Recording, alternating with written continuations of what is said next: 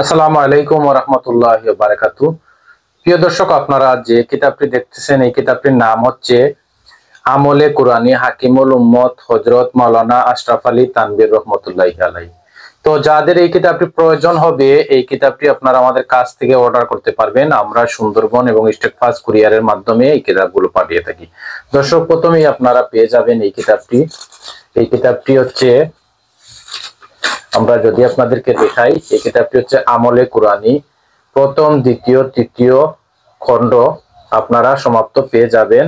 মূল হচ্ছে হাকিমুল উম্মত হযরত মাওলানা আশরাফ আলী তানভীর, অনুবাদক মাওলানা মোহাম্মদ আব্দুস সাত্তার।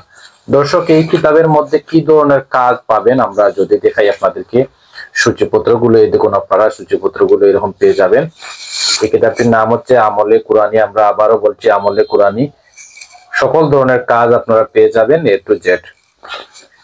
এই দেখুন আপনারা সূচিপত্রগুলো আমরা একদম স্পষ্টভাবে আপনাদেরকে দেখাচ্ছি।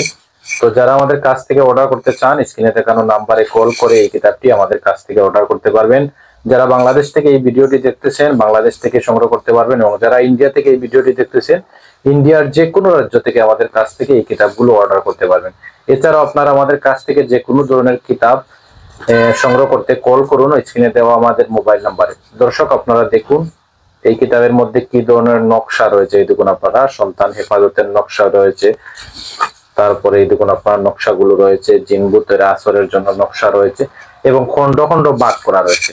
আমরা যদি আপনাদেরকে এই কিতাবের শেষের পৃষ্ঠার গুলো দেখাই, এই দেখুন আপনারা এই কিতাবটি, এই কিতাবের শেষের পৃষ্ঠার হচ্ছে 208 পৃষ্ঠা। এই দেখুন আপনারা সমাপ্ত এইরকম পেয়ে যাবেন।